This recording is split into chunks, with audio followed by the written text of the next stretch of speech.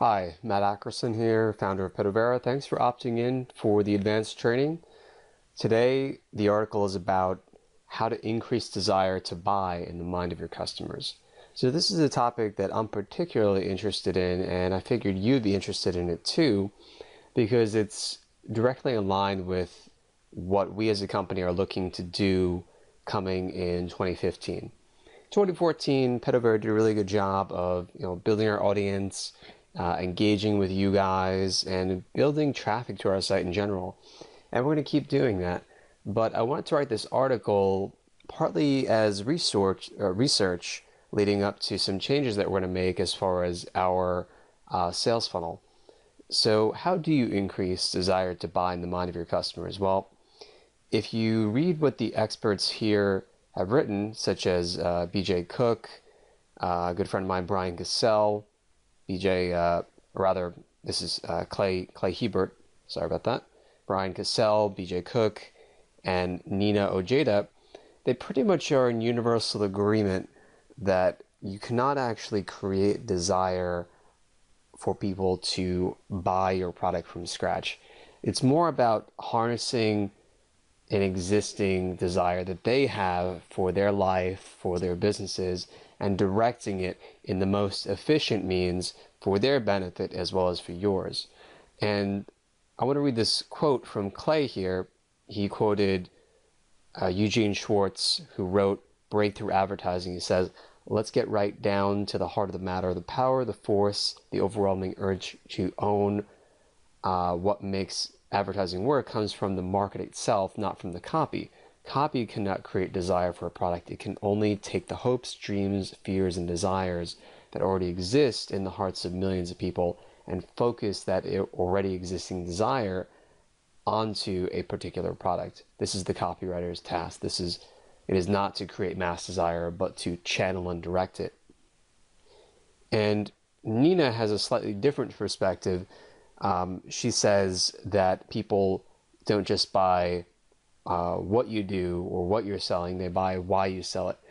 And I mean, this is kind of a popular phrase now, and I do agree with it to some extent, but I don't think that it applies so much in this case, because what we're talking about here is, if we already have prospects coming into your funnel, practically speaking, in terms of specific strategies and tactics, yes, people will be attracted to your brand because of what you stand for, but ultimately, we are,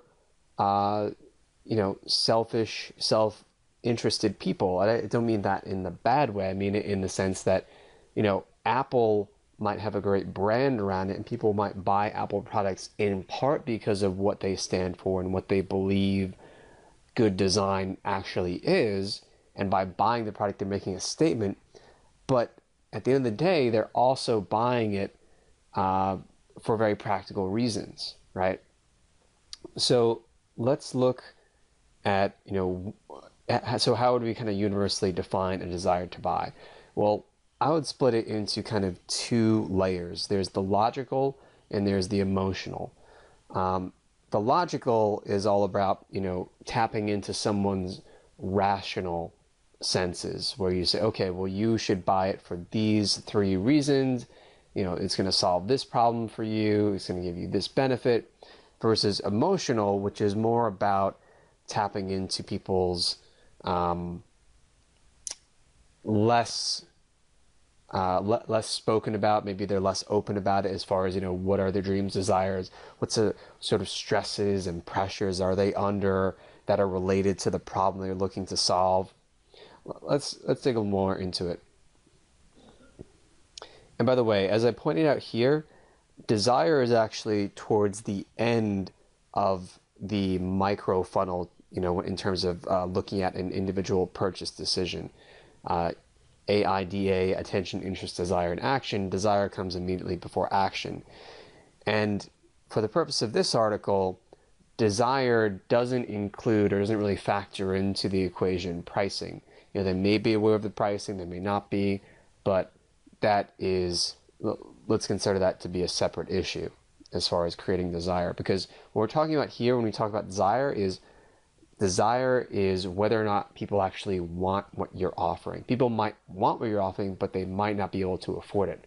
I want a Lamborghini, but I can't afford it, right? All right, so tip number one, in terms of kind of distilling some of the insights from the experts as well as the research that I've done, tip number one that I give here is focus on writing for one person.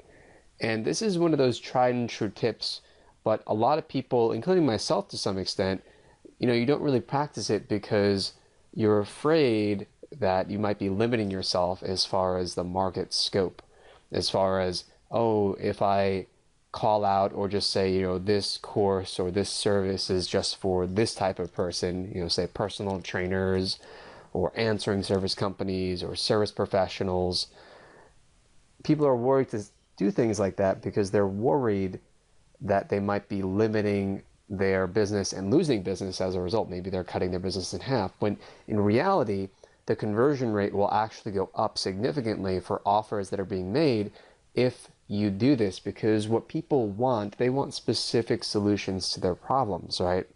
And if you can show them that not only is your solution specific, but it is relevant specifically to them, who they are personally or professionally, then they're going to be more likely to buy it because that message is going to resonate with them and therefore in turn increase their desire to buy. So again, just to kind of conclude that tip, you want to help people to see themselves on the page. That's your goal here. Tip number two, position your product or service as a solution to a specific problem. Emphasize the problem. So if we go to saberblast.com, this was a startup that I worked on previously. Let's open up an incognito window. So I was redirected to a different page. So here, right at the beginning, I'm emphasizing the problem. When I was actually working on this, I was emphasizing the problem, which is that, this is about getting you leads, and the problem is that you're looking for an alternative to pay-per-click advertising. And then in the bullet points here, are you tired of having to hustle and network and SEO just to scrape out a certain number of leads and sales every month?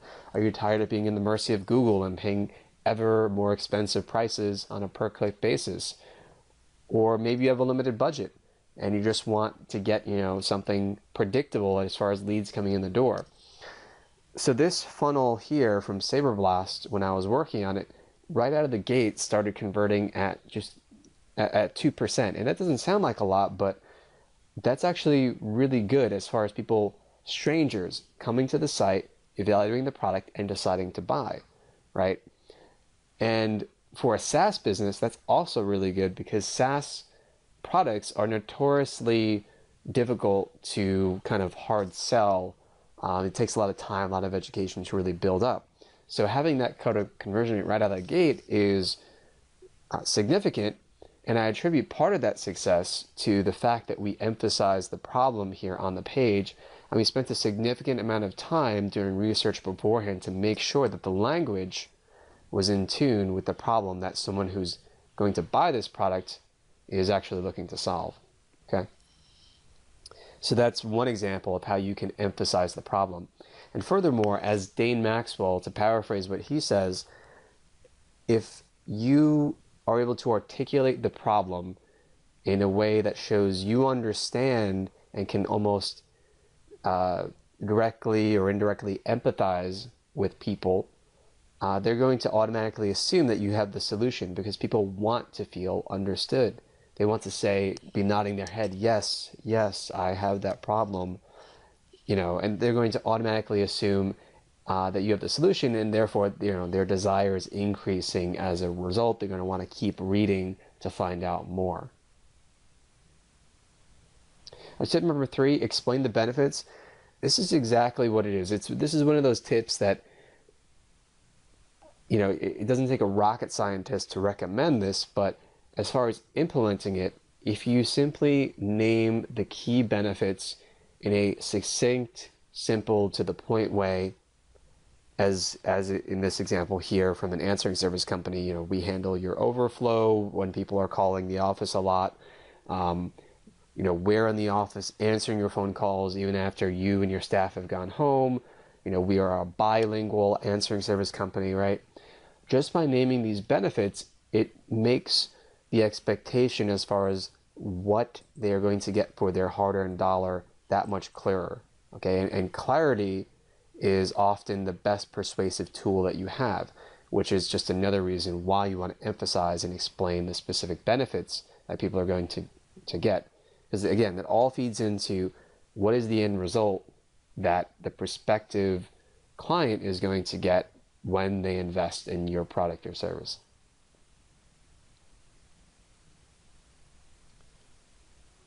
Tip number 4, you want to give them a free taste, but focus on results. All right, so I think that the best way to kind of give people that, free taste, if you will, is, or even you can call it a free sample, is through an email autoresponder.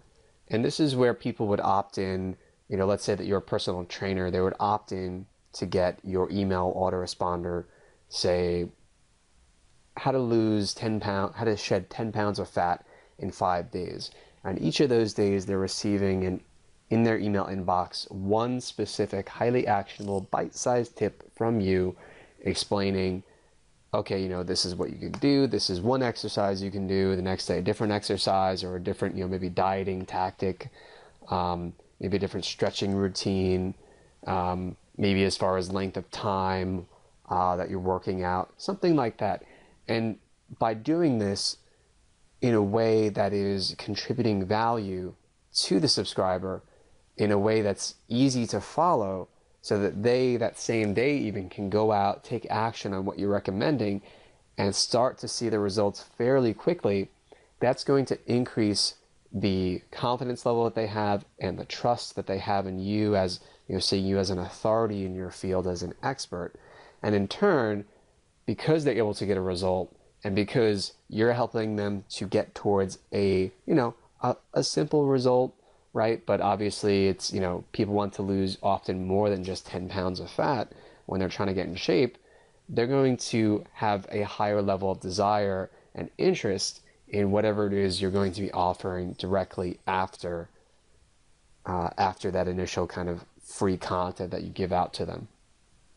And this is something that I'm already doing here at Pedovera with our Double Your Leads in 5 Days course. But still, I know that there's room for improvement. So one change that I plan to make is I want to include more storytelling elements, because I know from reading Andre Chaperone, I can't say his last name. I know from reading his course, Autoresponder Madness, that the human brain responds to stories in a very unique way, just like with completing a task. When you complete a task, your brain releases dopamine, which is kind of a pleasure neurotransmitter. And similarly, when you're telling a story to someone, it's almost like you're in the process of completing a task from beginning to end. And if there's a cliffhanger in between, people are going to be more likely to want to open that next email. So by incorporating more story elements into our autoresponder, my thought is that we can increase our engagement levels so that people will want to open every single email, including that final email where we make the offer.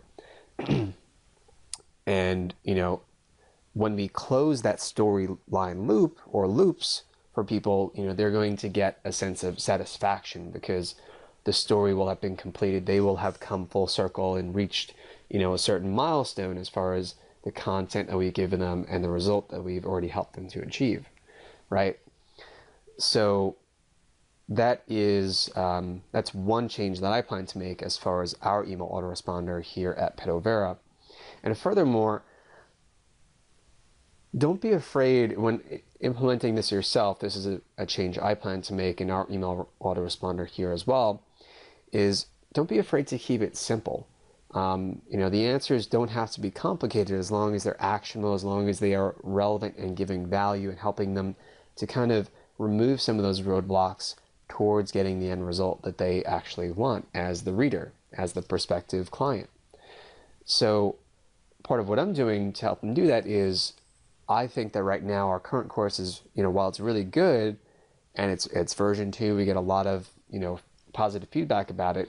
I want to simplify it so that each individual lesson in our 5-day course, 5-day free course, is focused on, getting them to take one action for one specific result. One action, one specific result. That way, the information, the quantity of it won't be too overwhelming, and it will be even more straightforward, easy to follow, and easier to take action on.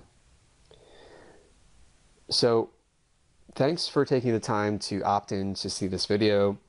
If you receive value from this article and from this video, please click to share this article. Really appreciate it on Facebook, Twitter, LinkedIn. And do leave a comment. Let me know how you plan to apply these tips to increase your desire for your product or service. Or if you're a more advanced marketer, leave some tips about, what are some other advanced strategies that you might know of for how to do this effectively, or how you're doing this right now in your sales funnel. Okay? Thanks a lot. Take care.